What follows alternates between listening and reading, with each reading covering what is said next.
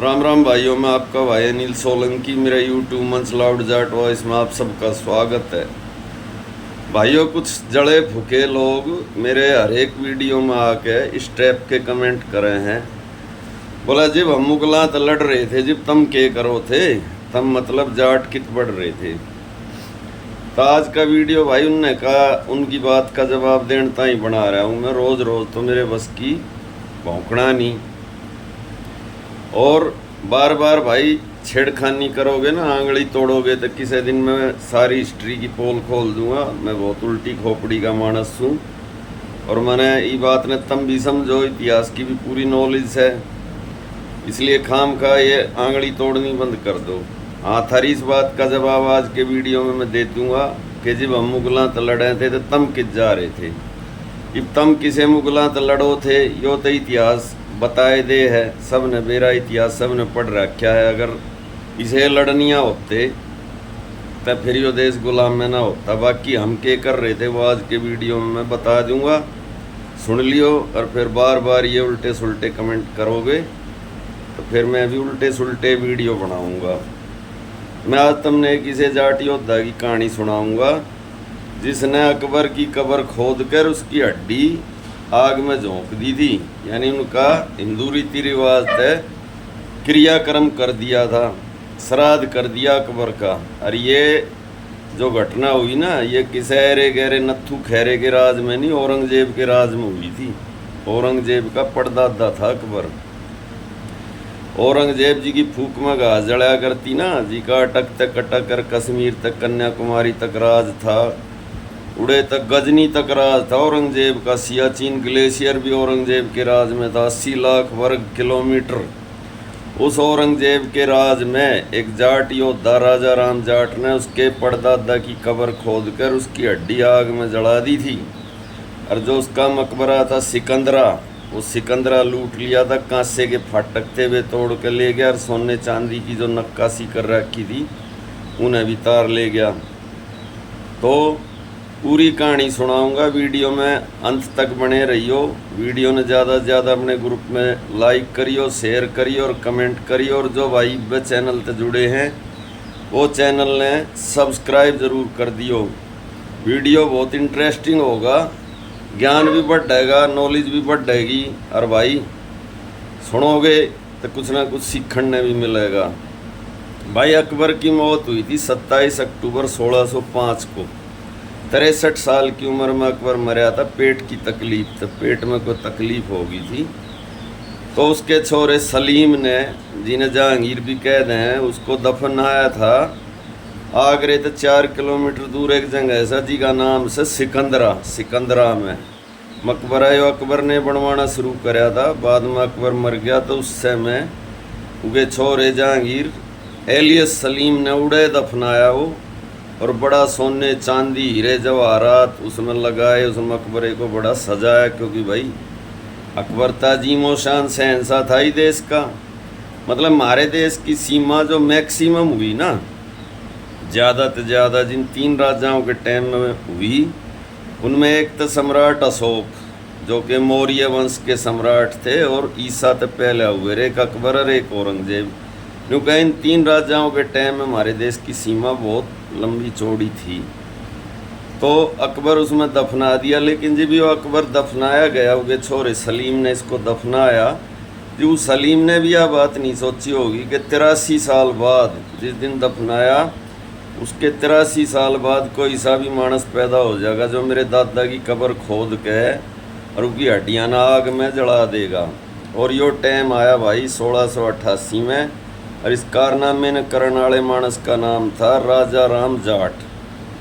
तब भाई ये राजा राम जाट ने ऐसा काम क्यों कराया, इसकी के दुश्मनी अकबर तय थी, अकबर ने का के बिगाड़ा था, इसने क्यों अकबर की कब्र खोद दी, ये सारी बात भी समझण की से। अगर सुनोगे तो समझा दूंगा। भाई यो कार्रवाई करी गई थी गोकुला जाट की। औरंगजेब ने जो निर्ममता पूर्वक हत्या करी थी ना, 1 जनवरी 1670 ने आगरे के कोतवाली के सामने फुआरे चौक पे गोकुला जाट को आड़े तक कटवाया था औरंगजेब ने, लाखों की भीड़ के सामने।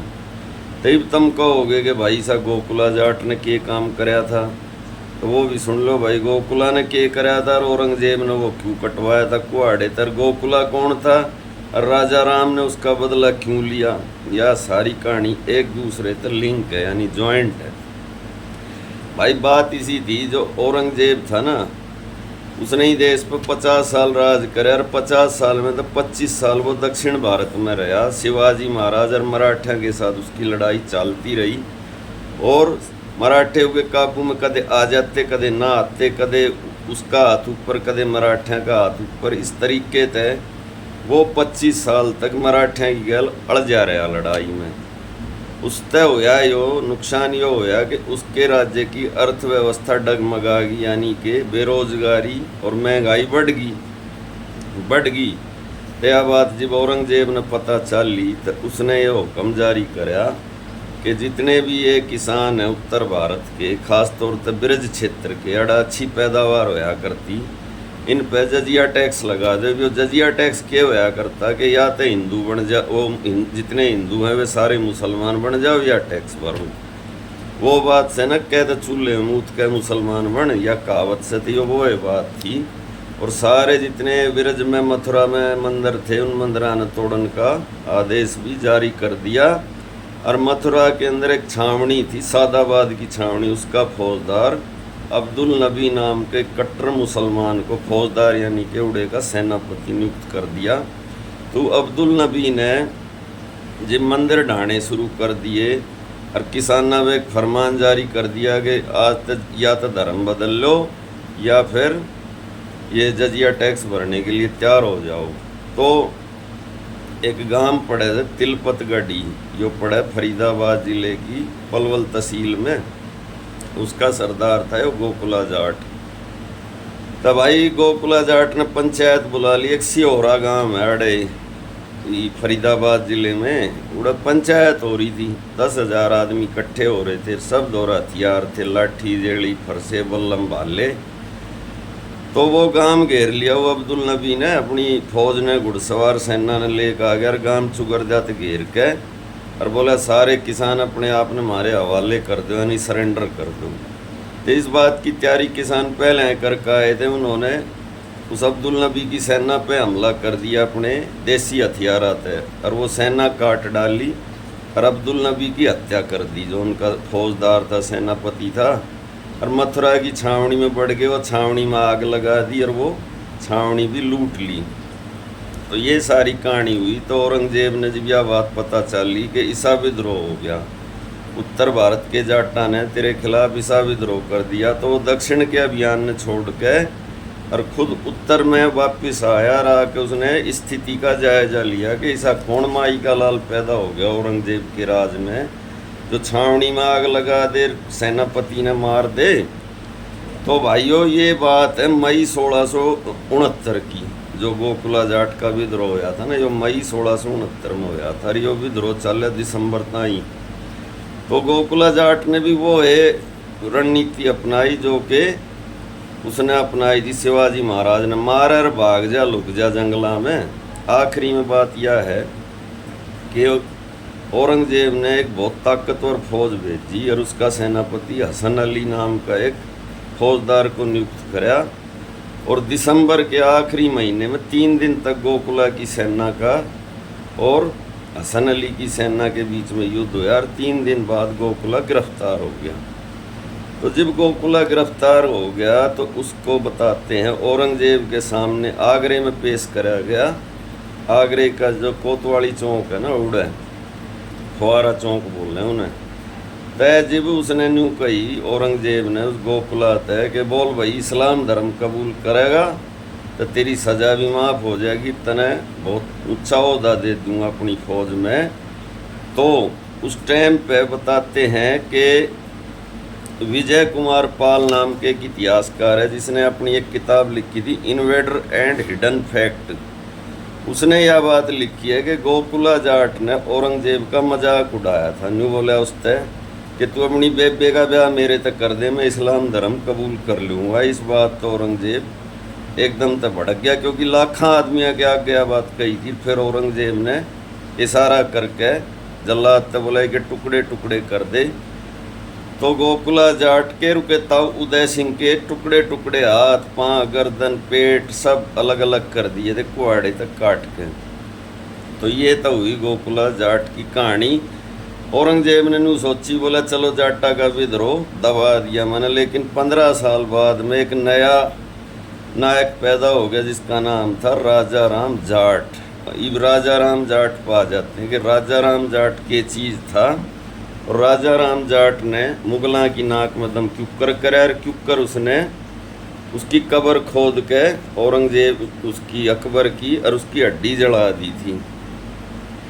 तब भाई इतिहासकार कालिका रंजन कानूनगो ने history of the Jats a contribution to the history of northern India में यह बात बताई कि यो जो राजा राम जाट था इसने के कराया, इन्हें जंगला में कच्ची गड्ढी बनाकर गोबर से लीप दी। वे इसे ढंग से बनाई कि उन पर तोपा के गोले भी असर नहीं करा करते। इसके अलावा इस राजा राम जाट ने जाटा की रेजिमेंट बनाई, उनको फायर आर्म्स बंदूक तोप पिस्टल चलानी सिखाई और सड़कों पर कब्जा करके आगरे तो जो धौलपुर वाला हाईवे था ना उस पर कब्जा कर मुगलों के काफिले लूटने शुरू कर दिए। सबसे पहले इसने पंजाब के सूबेदार महावत खान का काफिला लूटा। इसके अलावा इसने धौलपुर के पास एक महान तुरानी योद्धा था अगर खान, वो उड़ा अपना शिविर लगा कर रात ने आराम कर रहा था। रात ने हमला करके उसके घोड़े हथियार लूट लिए और इस लड़ाई में अदर खान और उसका दामाद मारे गए। 80 मुगल सैनिक भी इस लड़ाई में मारे गए। तो ये सारी बात मैं अपने दौरे इतना कह रहा, ये मशहूर इतिहासकार जदुनाथ सरकार ने अपनी किताब तवारीख आगरा, इटली के यात्री मनुची ने अपनी किताब स्टोरी द मुगल और मशहूर इतिहासकार आशीर्वादी लाल श्रीवास्तव ने मुगल कालीन भारत के पेज नंबर 348 पे लिखी है। तो इसकी दुश्मनी क्यों कर शुरू हुई मुगलों के साथ। सबसे पहले भरतपुर के अंदर एक आऊ नाम का बड़ा खाता पीता गांव था। उस गांव में मुगलों ने एक चौकी बना रखी थी जहाँ से बताते हैं मुगलों ने 20 लाख रुपए साल की मालगुजारी मिला करती और इसका दरोगा था लाल बेग। एक दिन उड़ैनू बताओ एक अहीर एक यादव आदमी अपनी घरवाली के साथ जावे था तो उड़े कुई थी, कुई पे तूने पानी पिया बाल्टी थे। तो लाल बेग की नज़र उसकी घरवाली पे पड़ गई। उसकी घरवाली ने वे मुगल ठा ले और उसको कैद में डाल दिया उस अहीर व्यक्ति को। और उस बेचारी उसकी घरवाली के साथ उसने दुष्कर्म कराया। यह बात जब को उसने राजा राम जाट ने पता चल ली तो राजा राम जाट ने क्या कराया कि तूड़े की जो घास की गाड़ी हो ना उड़े एक मेला भरा करता। वो मेले में जानता ही ये बैलगाड़ियाँ में घास भरी, घास में छुप के बैठ गए, चौकी के दौरे थे गुजरे करती। तो लाल बेग के सैनिका ने देखा कि तो घास की गाड़ी हैं, उनको आगे जाने की इजाज़त दे दी। और जब चौकी के नज़दीक पहुँचे तो लिकड़ के और चौकी में आग लगा दी और लाल बेग की हत्या कर दी और उसके सारे सैनिक भी मार दिए। तो यो पहला हमला था उसने जो मुगलों पर कराया। उसके बाद तो फिर मैंने आपको बताया कि उसने सड़कों पर टोल नाके बना दिए, मुगलों से टैक्स वसूलने लग गया, उनके काफिले ने लूटने लग गया। तो इस स्थिति की गंभीरता को भांपते हुए औरंगजेब ने 1686 में जाटों के खिलाफ अपने वरिष्ठ सेनापति खाने जहां बहादुर जफर जंग कोकलतास को भेजा। लेकिन राजा राम जाट के छापामार हमलों के आगे इस जफर जंग की भी एक नहीं चाली। उसके बाद 1687 में औरंगजेब ने अपने बड़े पोते बीदर बख्त को भेजा, इसको उसकी खाने जहां उसका एडवाइज़र बनाया। बीदर बख्त के पहुंचने से पहले जाटों ने आक्रमण तेज कर दिए। इब कैलेंडर में साल बदल गया, साल आ गया 1688 और 1688 के अंदर हैदराबाद के मीर इब्राहिम जो पंजाब का उसको गवर्नर नियुक्त कराया था औरंगजेब ने। जब वो सिकंदरा के नज़दीक यमुना नदी के किनारे डेरा डाले हुए था ना तो राजा राम जाट ने हमला करके उसके 190 सैनिक मार दिए और उसके घोड़े और हथियार लूट लिए। उसके बाद में औरंगजेब ने शाइस्ता खान नाम के कट्टर सुन्नी मुसलमान को आगरा का गवर्नर नियुक्त कराया। वो आगरा पहुंचने भी ना पाया था कि राजा राम ने आगरे पर हमला करके और अकबर का मकबरा जो था सिकंदरा उसको लूट लिया। कांसे के विशाल दरवाजे तोड़ के अपने साथ ले गया। कीमती रतन, सोने चांदी के बर्तन, कालीन, लैंप सब लूट लिए। मकबरे को तहस नहस कर दिया और उसकी हड्डियों को निकाल कर आग में जला दिया, बाकायदा हिंदू रीति रिवाज के साथ।